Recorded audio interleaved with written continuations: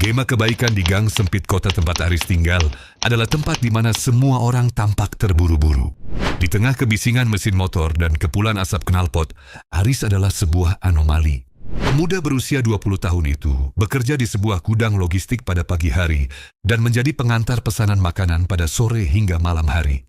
Bukan sekadar pengantar makanan bagi Aris, pekerjaannya bukan sekadar mengantar kotak panas berisi makanan. Setiap kali ia tiba di depan rumah pelanggan, ia selalu meluangkan waktu 2 detik untuk memberikan doa singkat atau senyuman tulus. Suatu malam yang sangat dingin, Aris mengantar pesanan ke sebuah apartemen tua. Pemesannya adalah seorang pria lansia yang tampak sangat kesepian.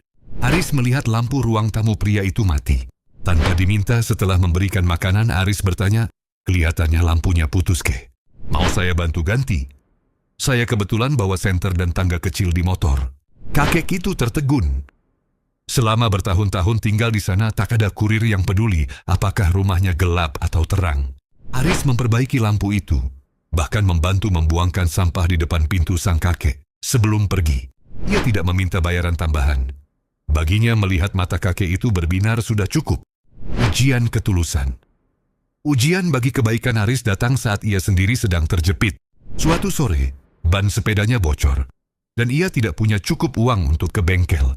Karena uang tabungannya baru saja ia berikan kepada seorang ibu yang anaknya menangis kelaparan di pinggir jalan. Aris terpaksa menuntun sepedanya sejauh 3 kilometer di bawah terik matahari. Di tengah jalan ia melihat seorang wanita muda yang tampak panik di depan mobilnya yang mogok di jalur cepat. Orang-orang hanya membunyikan klakson, memaki karena jalannya terhalang. Meski lelah dan haus, Aris menaruh sepedanya di trotoar. Ia menghampiri wanita itu dan membantu mendorong mobilnya ke tepian yang aman.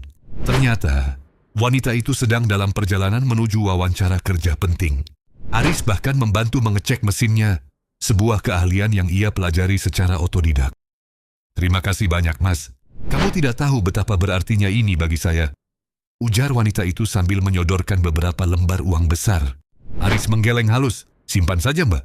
Semoga wawancaranya sukses, saya senang bisa membantu." Opening yang tak terduga berbulan-bulan berlalu. Aris tetap menjadi Aris yang sama. Pemuda yang tangannya selalu ringan untuk menolong. Suatu hari, sebuah surat resmi datang ke kontrakan sempitnya. Ia dipanggil untuk menemui direktur sebuah perusahaan logistik terbesar di kota itu. Dengan pakaian rapi seadanya, Aris datang dengan bingung. Begitu memasuki ruangan kantor yang mewah, ia terkejut. Wanita yang dulu mobilnya ia dorong di pinggir jalan, duduk di balik meja besar. "Ya, mau diatur direktur personal ya." "Aris," ucap wanita itu lembut. "Hari itu saya belajar satu hal darimu. Kompetensi bisa diajarkan, tapi karakter adalah bawaan lahir. Kami butuh orang yang tidak hanya bekerja dengan otot, tapi juga dengan hati untuk memimpin tim lapangan kami." Cahaya yang tak pernah padam Aris tidak pernah menyangka bahwa jas hujan yang ia berikan pada Ibu Lastri, lampu yang ia perbaiki untuk sang kakek, dan mobil yang ia dorong akan kembali kepadanya dalam bentuk kesempatan besar. Ia kini menjabat sebagai supervisor, namun satu hal yang tidak berubah.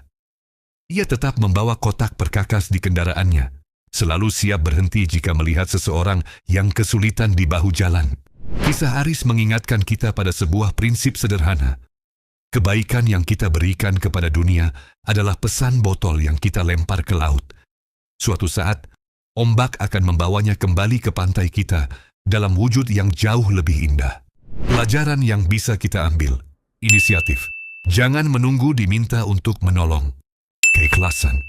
Menolong tanpa mengharap imbalan justru seringkali mendatangkan berkah yang lebih besar. Konsistensi.